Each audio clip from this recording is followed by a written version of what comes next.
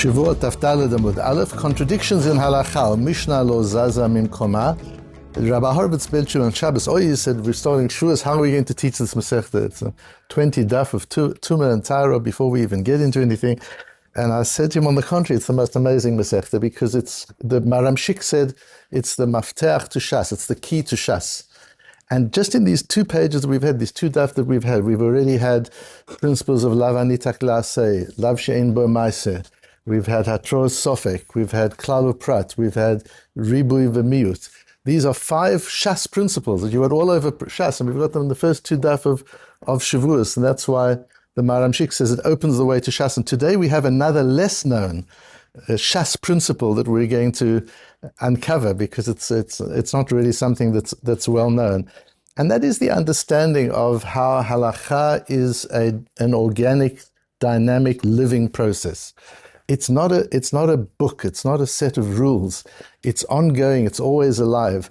And yes, there are sometimes contradictions in halacha, even by the same authors, by the same Poskim. And those contradictions are part of the halachik process, as we're going to learn. Our Gemara discusses our Mishnah. Our Mishnah is an unauthored Mishnah. Rabbi sometimes wrote the Mishnahs with the name of the author of the Mishnah, and sometimes he wrote them with no name, implying that that's the halacha. If the Mishnah is stated without a particular Tana's name associated with it, that becomes the halacha, and our Mishnah is one such example. And our Mishnah holds, the Gemara says, according to Rabbi Yishmael, that alav she'ein bo ma'aseh loikin alav, that you give malkot even for a situation where a person transgressed a lav that didn't actually have a physical action. Nevertheless, if a lav was transgressed, there are malkot according to Rabbi Yishmael. Asks the Gemara, but that makes Rabbi Yochanan very different, because Rabbi Yochanan is the one who taught us that it's halacha kestam mishnah, that when a mishnah is stated without an author, that is the halacha, which means the halacha is like our mishnah, that there is malkot for a lav she'ein bo ma'aseh, even if there wasn't an action, you can still get malkus. However, Rabbi Yochanan himself holds that lav she'ein bo ma'aseh ein loikin alav, that you don't give malkus for a lav she'ein bo ma'aseh. So we've got a contradiction with Rabbi Yochanan. The Rabbi Yochanan found another stam mishnah. There are 2 stam mishnahs. One holds that lav she'ein bo ma'aseh loikin alav, that you do get lashes for transgressing a lav even if there's no physical action, and the other holds that you don't. And when Rabbi Yochanan paskin like a stam mishnah that you don't get malchus for a lav she'ein bo ma'aseh, he was going by the second mishnah. Ask the Gemara, what made Rabbi Yochanan decide like the second mishnah against the first mishnah? They're both stam mishnahs, they've got equal weight. What is there that gave him the right or the thought to paskin like the second mishnah? Why doesn't he paskin like the first mishnah? Says the Gemara, that's a silly question, because then you could ask a stronger question. Rabbi Gufi hechi satam lan hachi v'hacha hachi. Ask the question of Rabbi Yehuda Anosi, the editor of the Mishnayos. He decided to put both Mishnayos into the canon of Mishnah. He knew that they were contradictory. Why did he put 2 contradictory Mishnahs, both as a stam Mishnah, implying that they're both halachically valid? So ask the question on Rebbe. Ella, so what must you say? Meikara savar lav she'ein bo ma'aseh loikin olav. Ustama, v'sata usatama. In the beginning, Rebbe used to hold that you do get malchus for a lav she'ein bo ma'aseh. Later on, as he grew and he matured and he learned even more Torah, hada savar ein loikin olav. And then he changed his mind and he held that you don't get malchus for a lav she'ein bo ma'aseh. Not the end of the world. A person can change their mind. Okay, change your mind, but then go back and edit the first thing. Don't go and mislead the rest of all generations for all time with a Mishnah at the beginning of Masechta Shavuos that is not lahalacha. Says the Gemara, no, Mishnah lo zaza mimkoma. A Mishnah does not move from its place. And that's the principle we've got to focus down on. Says, that's as soon as I saw that concept, Mishnah lo zaza mimkoma, I thought this is our matmon. This is where we have to drill deeper. This is where we have to figure out what is this idea that a Mishnah, which the author himself has discounted, doesn't move from its place, it stays there. Why? Says Rashi, Mishnah Rishona afapi shechazar bo mistimata me'achar shepshata berov hatalmidim. Says Rashi, there's a problem. By the time Rebbe changed his mind, it was years later. By that time, he taught this to thousands of Talmidim around the world. It was on YouTube, it was on podcasts, it was all over the place. The whole world had already heard the first Mishnah. There was no ability in the later generations to remove the Mishnah from all the platforms on which it was. You couldn't take the Mishnah out anymore. And to cancel it out of the Beis HaMedrash. The cancel culture was considered already at that time. 2,000 years ago. Can you cancel the Mishnah? No, you can't cancel the Mishnah. And he left both of them where they were. They left both of them where they were. And the Talmud Chacham learns the Mishnah. He doesn't just learn one Mishnah, he learns the whole of Shas, and he knows that there's a contradiction in the Mishnah, and he goes by the later Mishnah, he figures it out. And that's a Ikar Shechazar Bo Min HaRishon, and he understands that the Rebbe changed his mind from the beginning. Says the Rishash, this implies that the Mishnah was not written down in Rebbe's time. That if the Mishnah had been written down, you could just delete it. But since it wasn't written down, it was just communicated orally. It was already in the Basei Medrash. It was being learnt all over the place. How do you take something out which wasn't written down in the first place? Says the Rishash, the way to understand Rashi is that the Mishnah had not been written down by the time Rebbe died, and even later than that, the Mishnah had not been written down, which is enormously problematic for me. There are all sorts of, if you start saying that Rebbe didn't write the Mishnahs, then you're into all sorts of difficulties, including the whole concept of a Stam Mishnah, halachik a Stam Mishnah. If nobody really edited it, if nobody's really responsible, if nobody put their name to it, that would be a problem. In addition to that, the Rambam writes so beautifully in his introduction to the Mishnayos about the tradition, how Torah was passed from one generation to the other. Then we came to Rabbi Yehuda Anasi, and Rabbi Yehuda Anasi was a unique individual. There was nobody like him in his generation. Somebody who had all the great midot and chasidut, and they called him Rabbeinu HaKadosh, our holy Rebbe. That's how great he was. He had unbelievable genius and wisdom, and also character. I've never seen Torah and greatness and wealth all in one person since the time of Moshe Rabbeinu. He was also enormously modest, and humble, and he didn't have taivas, he wasn't addicted to anything, and he had a beautiful command of Hebrew. There was no human being who was as masterful at the Hebrew language as was Rabbi Yehuda Anasi. He didn't talk yeshivish. He spoke Hebrew, beautiful, beautiful Hebrew. Every word carefully chosen, accurate, thoughtful. The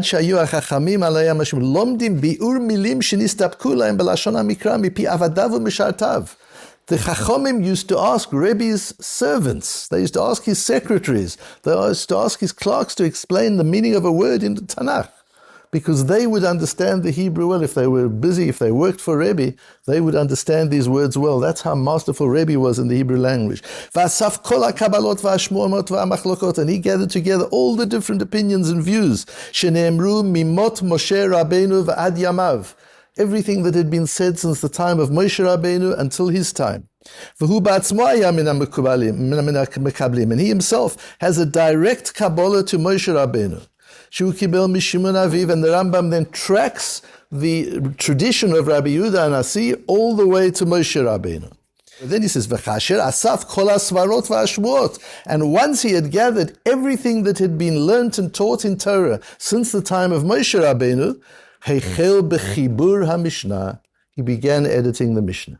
So it's clear from the Rambam also that Rebbe HaKolelet Biur Kol HaMitzvot HaKtuvot BaTorah, which includes all of the mitzvahs in the Torah, those with a machlokas, those without a machlokas. He writes the names of those who disagree. Even if there's one opinion against the majority, he writes down the one opinion. He records it. Because the Mishnah is not just a statement of Halacha, the Mishnah is recording the debates that took place, and the Gemara comes and expands those debates. Because what's important in Halacha is the reasoning, not just the outcome. What's important is how the Torah thinks, how the Rebbeinu Shalom wants us to think, so that we can develop within ourselves that thinking process. Because if you have the thinking process, even if you don't have access to a sefer, you are more likely to come to correct conclusions. You'll work things out. You'll be able to see. You'll have critical thinking. It's the critical thinking of the Torah's methodology, which is the ikar of halacha. Just to dilute halacha into a collection of do's and don'ts is a bastardization of halacha. That's why there was objection to the Shulchan Aruch even when it was written. But at least the Shulchan Aruch is written in such a way that you go back to the Torah, and that's why the Vilna Gaon wrote his parish and others to take you back to the Gemaras so that you don't stop the reasoning. The reasoning is what is important. Once when I was discussing with Reb Moshe Feinstein, one of his tshuvas, he said, don't paskin like my bottom line. My bottom line is irrelevant to you. What's relevant to you is my reasoning. Study my reasoning and then you decide if the reasoning applies in your particular situation or it doesn't. Don't go by the bottom line. He said to me, I have forbidden my children and grandchildren to ever publish my bottom lines without the reasoning. I don't mind if they publish the reasoning without the bottom lines, but not the bottom lines, because that's not what halacha is. Halacha is how you think. Halacha is not a decision, not just a list of do's and don'ts. That's what halacha is. And of course they went and published, not his children and grandchildren, but they went and published his bottom lines after he died. Because the world is so obsessed with, just tell me what the din is. What is the law? What am I supposed to do? This is kosher, is it treif? Is it this, is it that? Just tell me. No, that's not what halacha is. Halacha is about thinking something through. And you'll see here why this is so important. And that's why the Rebbe includes in the Mishnahs the views that are not lahalacha. There's a majority and there's one single Tana who says something, Rebbe writes it down. You should understand how he thought too, because from his thinking, you'll be able to learn a whole lot. I remember once I was learning with my Rosh Yeshiva, Rabbi Mishkovsky, and he was developing an entire shir on a havamina, on an initial assumption in the Gemara, which afterwards is discarded altogether. And he developed this unbelievably beautiful shir, and I said, but you've based the whole thing on something which the Gemara destroys. He says it's destroyed lahalacha. But if it's in the Gemara, even as an initial assumption, which is later dropped, if it's in the Gemara, the reasoning is important. There's a side reason why we don't paskin that way, but that's not what I'm dealing with. I'm dealing with the thinking. I'm dealing with the reasoning. That's what we have to learn. Based on that, so I couldn't find anybody that learns the Rashi differently from the Rashash, which was troubling to me. But what I did find was a Baal Tosfos who has a different approach. He doesn't refer to Rashi, but he has a different approach, and you'll see, I believe that that's what Rashi was meant, not as the Rashash learned it. The Rishon, the Baal Tosfos, is called the Sefer Akritus. The Sefer Akritus is Rabbeinu Shimshon Mikinon, Mishinon, as is now known in France. This is the end of the period of Tosfos, the 14th century, and he writes, Matzinu talmidim chokim al rabam, vatalmidim niskuru bitchila lifnei rabam, and he gives examples. There are cases in the Mishnah where the Talmud disagrees with the Rebbe, and the view of the Talmud, the student's view, is mentioned first, and then the Rebbe's dissenting view is mentioned after, and that's not chronologically right. Why not start with the Rebbe and then bring the dissenting view of the Talmud, of the student? V'shema b'yalduto tana lahu k'mo she'amru beit Shammai v'chazar bo b'ziknuto. Maybe what happened here, says the Sefer Akrisus, is where did the students get their view from? The Rebbe says kosher, the Talmud says treif. And we learn the Talmud first. Talmud says treif, but the Rebbe said kosher. What does that mean? What means is the Talmidim were initially taught by their Rebbe. And in this case, we're talking about Shammai and Hillel teaching Beit Shammai and Beit Hillel. The schools of Beit Shammai and Beit Hillel sometimes hold differently from Hillel and Shammai themselves. Says the Sefer Akrisus, because the Rebbe taught them a certain way when he was young. And then he changed his mind. But they're left with what they learned when he was young. What are they supposed to do? They learned with him in his young years, and then they go off to other parts of the world and they develop. They're left with what they learned. Meanwhile, the Rebbe's moved on. The Rebbe's changed his mind. ומשנה לא זזה ממקומה. And he uses the same principle. So you see, he understands it differently from the way the Rashash learns Rashi. It's not just they couldn't, there was no way they could. No, there's a principle. Once an idea has been peer-reviewed, so to say, there's a Tana gives an idea, and it's discussed in the Mishnah, and it's accepted in the Basei Medrash. And then the Tana moves on and changes his mind. That initial piece of Torah is Torah. That doesn't change. It's Torah. It's just as you've sometimes got a single view, which is against the majority view. The single view is still Torah, although we don't paskin that way. So my own view, which is no longer halacha because I've moved on to a different view, that initial view still remains part of Torah. V'hamishna lo zaza mimkomo. You can't take the Mishnah out just because the author of the Mishnah later on in his life has a different view. That's how they were initially taught. The Talmudim learnt this from their Rebbe, and they didn't make it up. This is something they got from their Rebbe, and therefore it's part of our Torah. Their Rebbe taught them. Their Rebbe learned all the way back from Moshe, from Sinai. And their Rebbe came to this conclusion. Yes, later on they thought differently, but that's what life is. If we lived long enough, we would change our minds about almost everything we ever said. Because circumstances change, the world changes, one matures, one grows, one learns new things. That's what happens. You'll have the Mishnah, the Rambam writes things in the Perush HaMishnayos. He was 18 when he wrote the Perush HaMishnayos. And when he writes the Yad HaChazocha later on, there are many things he says which are against what he said in the Perush HaMishnayos. We don't go and cancel out the Perush HaMishnayos and remove it because the Rambam changed his mind. No, we want to see the Rambam's evolution. We want to see the Rambam's development because that's part of the organic nature of Torah and Halacha, says the Sefer HaKrisis. And the Yad Melachi, this is beautiful. I found the Yad Melachi says the Yad Melachi is 18th century, and he classifies, he gives all the rules, all the principles of Gemara. It's like an encyclopedia. It's unbelievable. Italian, Yad Melachi. And he says, don't think this is just in the Mishnah or just in the Gemara. Amrin and af Poskim. This applies even in the Poskim. And he quotes the Knesset HaGedolah. The Knesset HaGedolah is a fascinating person, Reb Chaim ben Evaneshti. And he was from Izmir in Turkey. He was there at the time that Shabtai Tzvi came back from being expelled. And for 9 months, he supported Shabtai Tzvi. Originally, he was a big antagonist of Shabtai Tzvi. And for 9 months, he supported Shabtai Tzvi until Shabtai Tzvi converted to Islam. And then he became an opponent once again. And we don't know if he supported him for political reasons, because there was enormous machlokes in Izmir at the time, or whether he really believed in him for that period, we don't know. But he recovered his halachic status. And he writes this amazing perush on the Turin, on the Beis Yosef. And there he shows how there's a stira between the Shulchan Aruch in Siman Ayin in Even Oez in Hilchos Ksubis, and Siman Kuf Yud Tes in Hilchos Get, in Hilchos Gittin. There's a contradiction. The Ramah points it out and says, he says something opposite. It's about supporting a wife, whether you divorce her or you don't divorce her, who's become insane. Do you have to pay for her medical bills? There's a machlokes in the Rishonim, and the Shulchan Aruch is contradictory. And the Beis Shmuel and the Chelkas Mechokek try and resolve the contradiction. The Knesset HaGedolah said when he wrote the Even HaEzer, it's an amazing thing, nobody else could say this. When he wrote the piece in Siman Ayin, he didn't know that there was a Rambam in Hilchos Gittin. He was focused on Hilchos Ksubis. And on this particular area in Hilchos Ksubis, there was only a Rashbo, so he paskened like the Rashbo. But when he got to Hilchos Gittin in Kuf Yud Tes, there he found the Rambam and the Ramah arguing the matter. And the Rashbo goes like the Ramah, but there's a Rambam against the Ramah, and he usually paskens like the Rambam. And so he says, there, the Shulchan Aruch pasken like the Rambam. And yet you see that he didn't change, he didn't go back to Siman Ayin and change his view there. That's how I thought when I was learning Siman Ayin. And this is how I thought when I was learning Kuf Yud Tes. Now you figure it out, you're a posek, you're a rov. Learn Siman Ayin as I learned it, learn Siman Kuf Yud Tes as I learned it, and you decide how you want the halacha to be, which is a fascinating thing. The Knesset HaGedolah is willing to create that space for contradiction even in the Shulchan Aruch.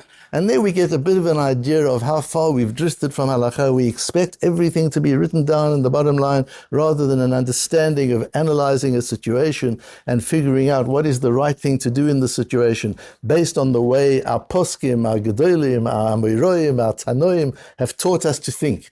And that's the gift of Gemara that we have, the gift of learning not what the halacha is. You can figure out what the halacha is. The gift of Talmud, the gift of the Gemara and everything that comes with it is the gift of learning how to think critically, how to distinguish between what is true and what is false in this world in which we're living. I spoke to a group of young Americans who are here, Canadians who are here yesterday, who are here for a week, and I asked them what one of the biggest challenges is. That these are people in their 20s, and they said, we don't know what's true or false anymore.